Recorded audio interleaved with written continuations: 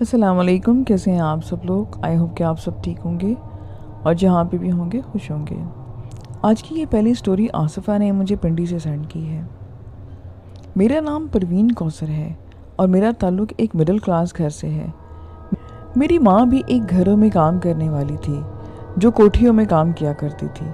آگے سے میرا بھی یہی پروفیشن ہے۔ ہم 6 بہن بھائی تھے۔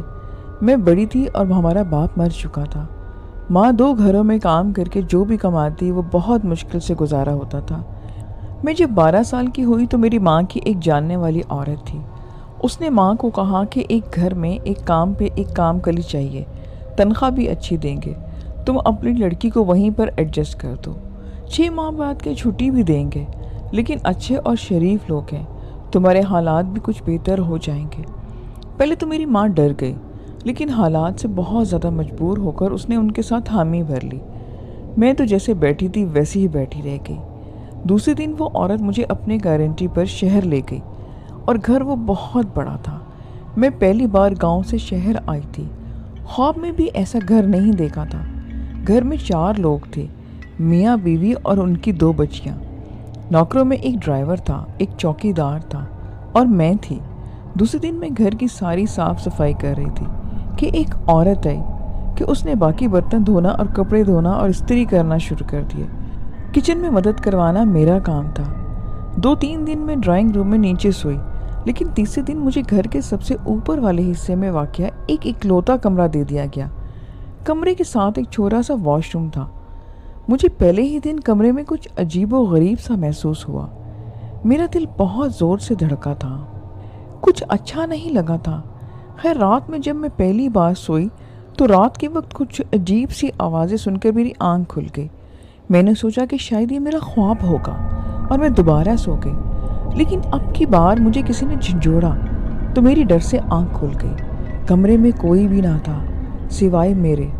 میں نے کلمہ طیبہ کا ورد شروع کر دیا۔ میری آنکھ کھل گئی۔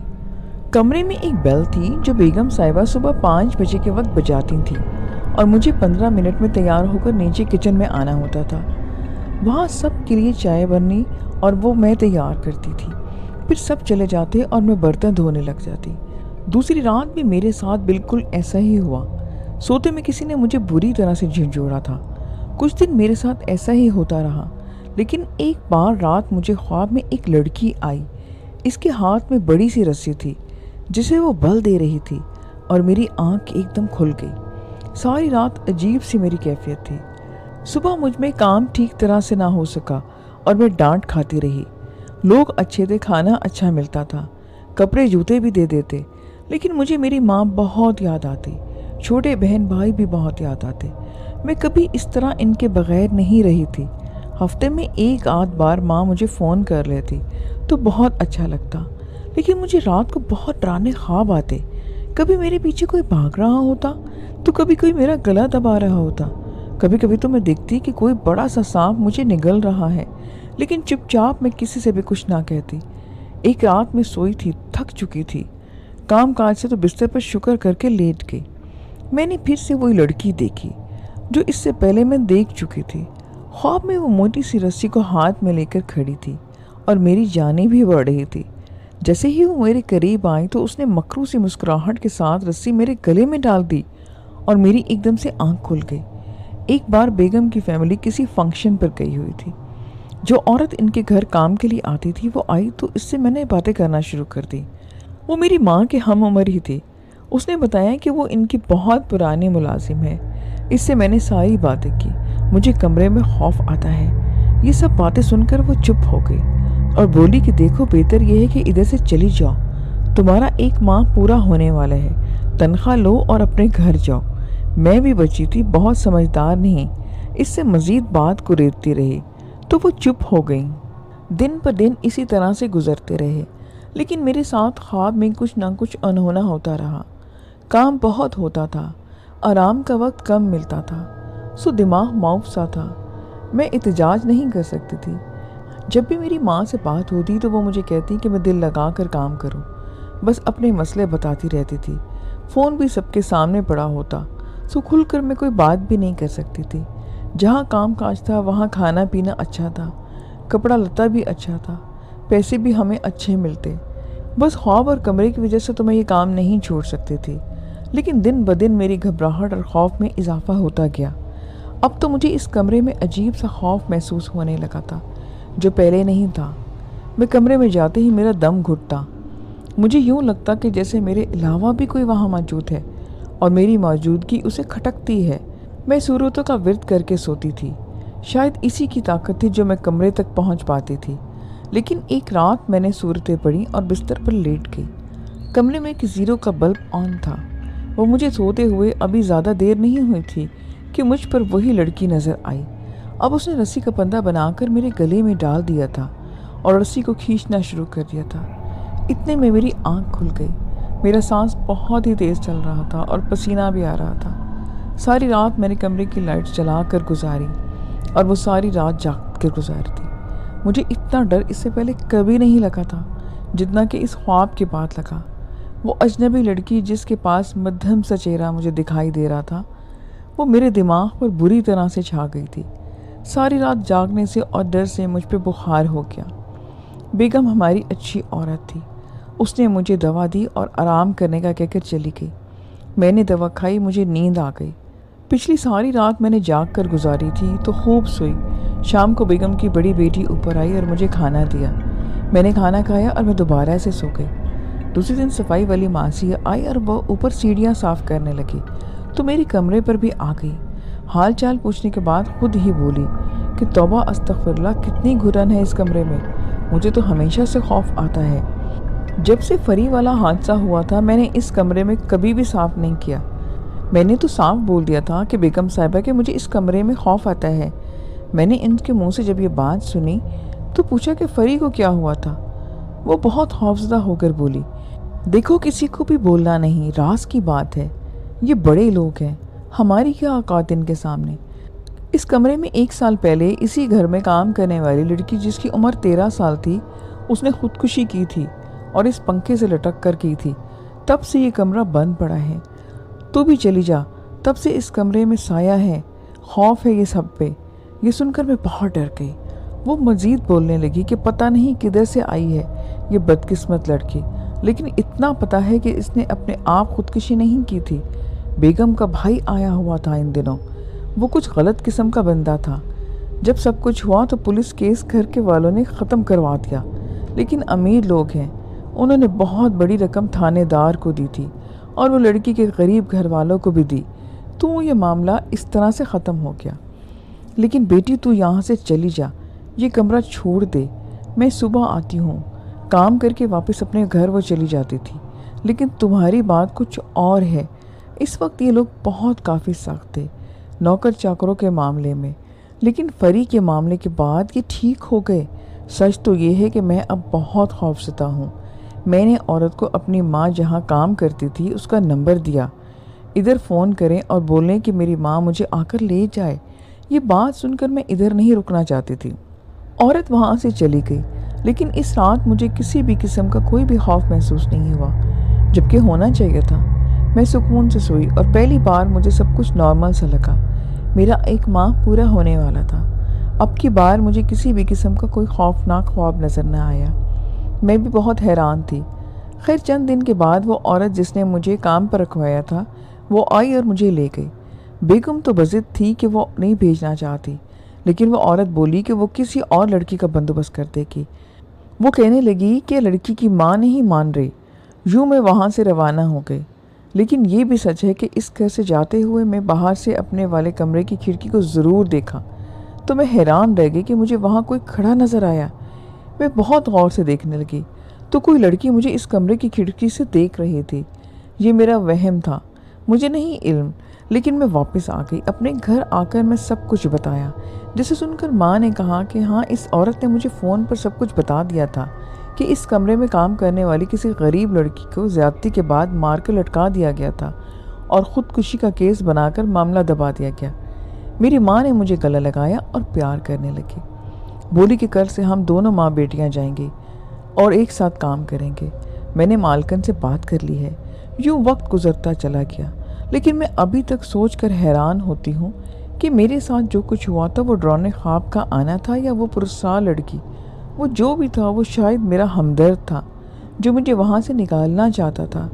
جو بھی ہستی تھی وہ میری ہمدرد تھی۔ یہ جو کہانی میں آپ کو بتانے لگی ہوں یہ ایک میگزین کی تھی۔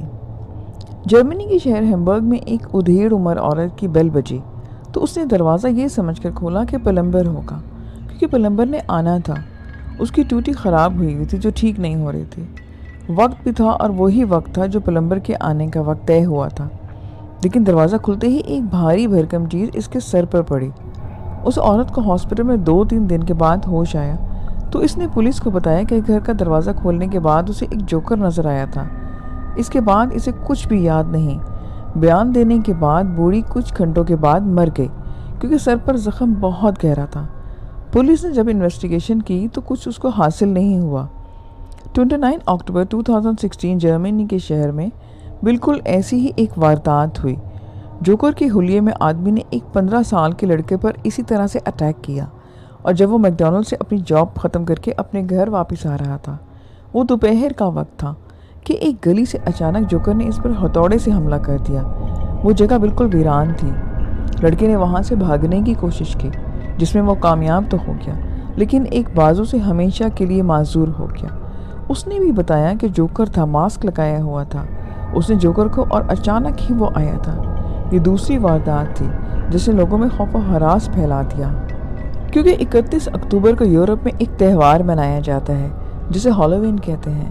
اس میں لوگ ڈراؤنے ماسک اور کپڑے پہنتے ہیں اور ایک دوسرے کو ڈراتے ہیں، پارٹیز کرتے ہیں۔ پولیس نے بہت ڈھونڈا مگر اسے جوکر کا پتہ نہیں چل سکا۔ اسی طرح کی اور بھی وارداتیں مختلف دوسرے شہروں میں ہونے لگیں لیکن وہ جوکر پکڑا نہیں جا سکا۔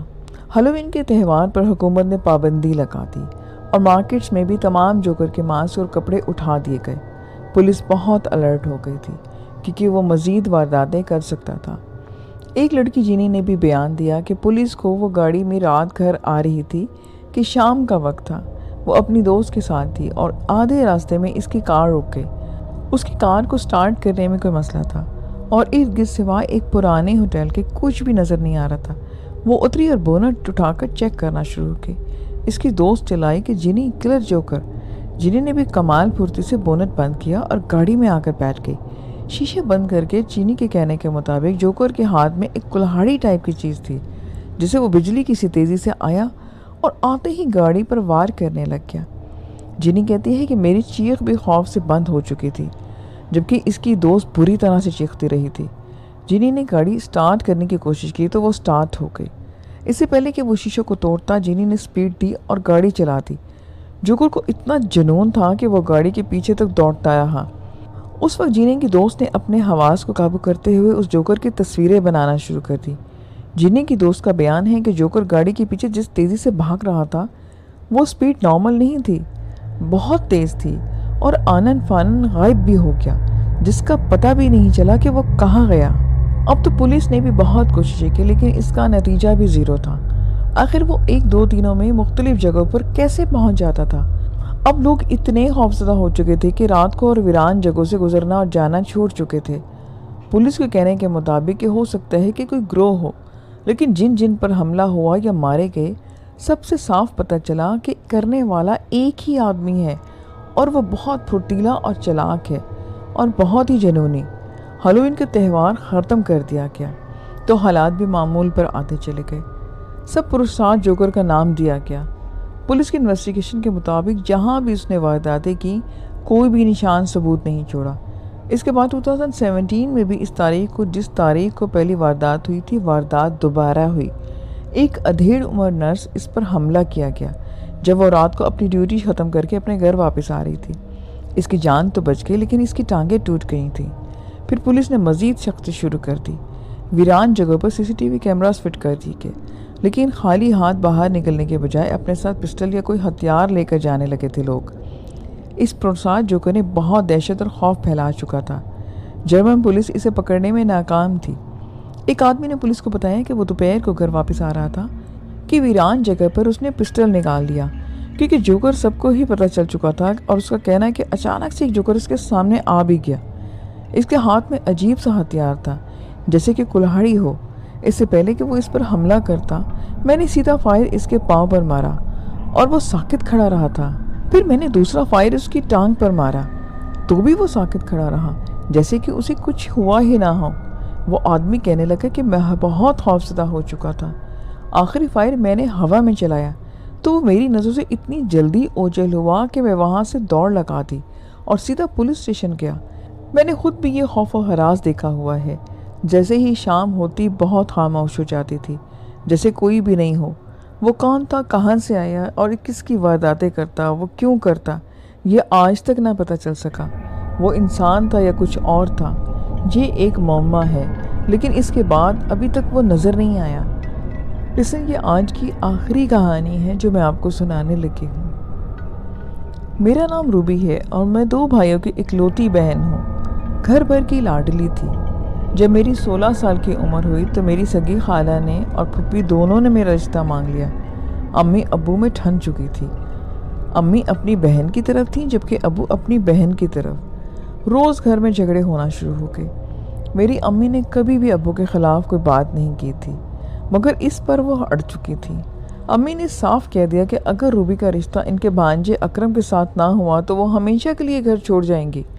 کافی دن امی ابو کے درمیان بات چیت بند بھی رہی۔ آخر میں میرے تایا نے ابو کو سمجھایا کہ دیکھو ضد چھوڑ دو اور ساری زندگی تم نے اپنی منمانی کی ہے، اب کی بار اپنی بیگم کی بات مان لو۔ اور میرے تایا نے کہا کہ اکرام عمران سے اچھا لڑکا ہے۔ اس طرح سے جا کے ابو نے اپنی ہار مانی اور میری منگنی بہت ہی دھوم دھام سے اکرام سے ہو گئی۔ پھر یہ ہوا کہ منگنی میں میری پھپھو آئیں اور انہوں نے ایڈمٹ کیا کہ جہاں قسمت ہوتی وہیں پہ شادی ہونا تھی۔ سب کچھ ٹھیک ہو چکا تھا۔ خالہ نے بھی کہا کہ 2 سال کے بعد ہم شادی کریں گے۔ میں حسب معمول کالج جانے لگ گئی تھی۔ ان دنوں موبائل نہیں ہوتے تھے، نارمل سے ٹیلی فون ہی گھر پہ تھے۔ ایک دن میں کالج سے آئی تو فون کی بیل بجی، امی کھانا بنا رہی تھی۔ میں نے فون اٹھایا تو آگے سے بالکل خاموشی تھی۔ ہیلو ہیلو کی مگر کوئی سے آواز نہیں آئی اور فون بند ہو گیا۔ فون کے بعد تو عجیب سے واقعات میرے ساتھ ہونا شروع ہو گئے۔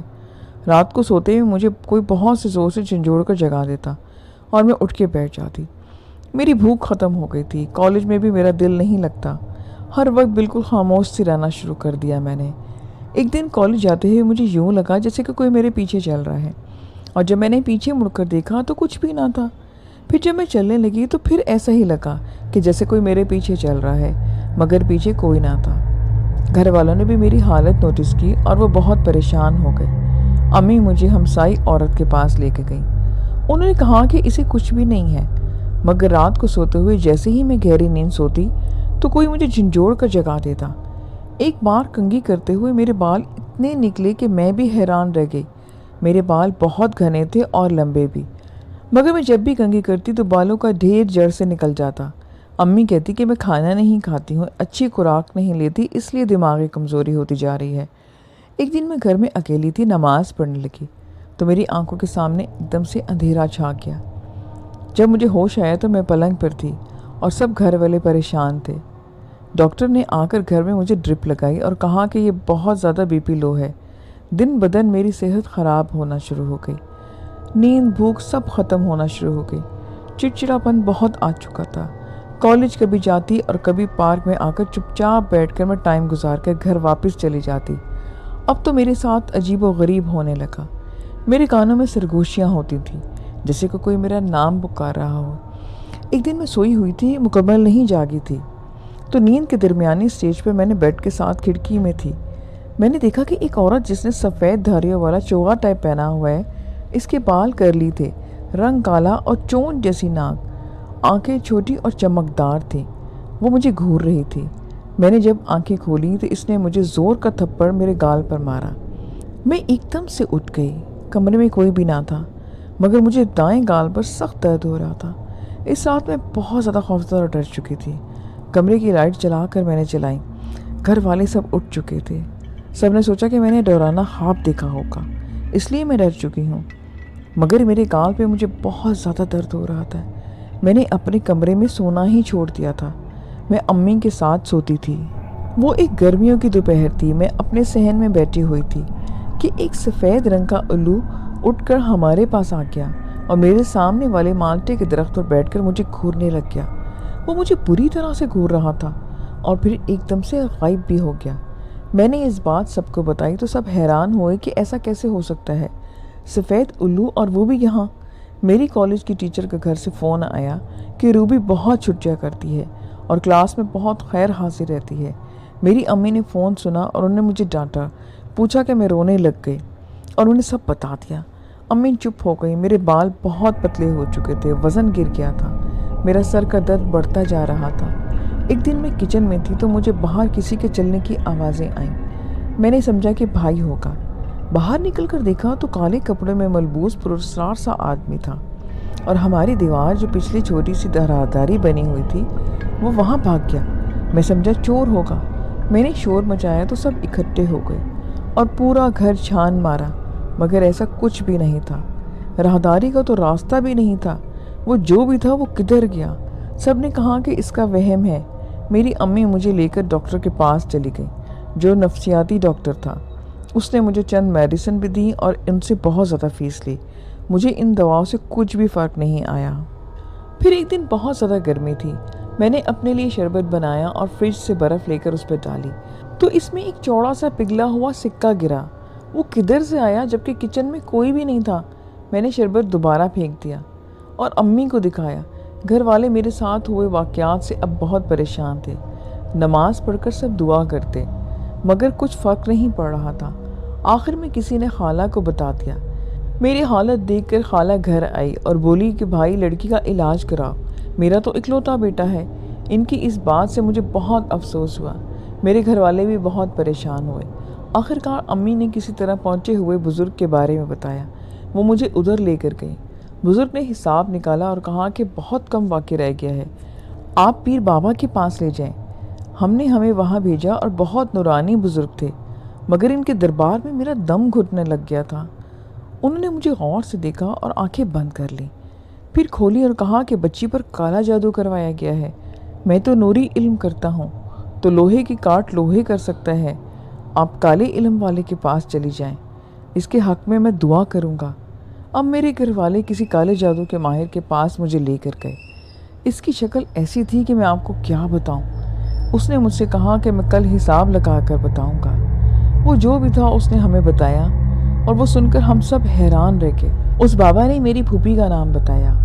اس نے کہا کہ یہ عورت جیلیسی میں آ کر آپ کی بیٹی پر جادو کروایا ہے، یہ پاگل ہو جائے، اور یہ موم بتیاں جلا چکی ہے۔ اب صرف ایک راہ رہ گئی ہے کہ جب وہ جلائے گی اور یہ مر جائے گی۔ یہ سن کر ہم سب دنگ رہ گئے۔ اس نے کہا کہ وہ ایسا نہیں ہونے دے گا، لیکن عمل بہت سخت ہے۔ گھر والے جب مجھے واپس لے کر آ گئے، اس رات میری کیفیت بہت ہی خراب تھی۔ کبھی لگے کہ کوئی مجھے بلا رہا ہے، کبھی کسی کے چیخنے اور شور کرنے کی پراسرار سی آوازیں آنے لگتی، اور ایک بندر نما انسان جو میرے ارد گرد چکر کاٹتا ہے۔ رات بھر یہ سلسلہ جاری رہا۔